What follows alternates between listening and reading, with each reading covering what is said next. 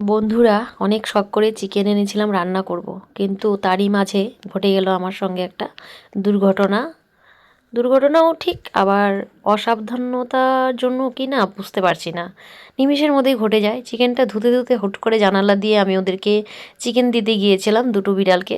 একজন বিড়াল তো আমার খুব পোষ মেনে গেছে, তোমরা মাঝে মধ্যেই তার ভিডিও দেখো। জানালাটা আপাতত বন্ধ আছে, আমি যেই চিকেনটা ধোয়া শুরু করব, জানলা দিয়ে ওদেরকে কিছু চিকেন দিয়ে গেছি।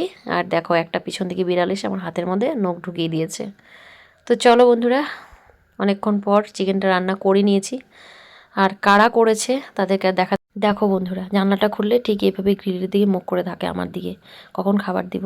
আর বাইরে এটা ঠিক এইভাবে জানলা বন্ধ থাকলে এইভাবে বসে থাকে। আরও তিনটে আছে বন্ধুরা। ওই যে বিড়ালে আঁচড় দিয়েছে, তার জন্য চলে আসি হাসপাতাল। যাবো এখন শুয়ের গুদা খাইতে। ওই জায়গাটা আসলেই ভয় লাগে রে। তো বিড়ালি হোক আর কুকুরই হোক, এদের তো খুব বিষ থাকে, বললো দিতেই হবে। তো চলে আসলাম, আর কি করা যাবে। আমার তো ভীষণ ভয়। এসে দেখি ভিড় ইমার্জেন্সিতে। এখান থেকে টিকিট কাটতে হবে। আমার বর বলছে এখান থেকে ইমার্জেন্সিতে টিকিট কাটতে হবে। টিকিট কেটে নিল। ডক্টর আছে ইমার্জেন্সির, সেখানেও লম্বা লাইন।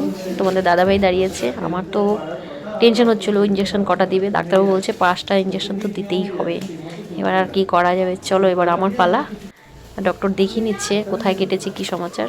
দিয়ে দিল ঘ্যাচাং ফু, 3টা ইঞ্জেকশন। এই যে মুখটা দেখো, ইঞ্জেকশনের মধ্যে শুকিয়ে গেছে।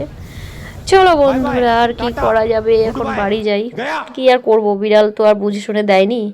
ওরা কার আগে কি খাবে, এরকম ঝাপাঝাপি করতেই আমার হাতের উপরে জামটা করেছে। নখটা তো ওদের খুব তীক্ষ্ণ থাকে, একদম বসে গেছে, ব্যথা হচ্ছে বন্ধুরা, কিছু করার নেই। চলো বাড়ি যাই। কপালটাই খারাপ গো, মাংস রান্নার খাওয়া হলো না।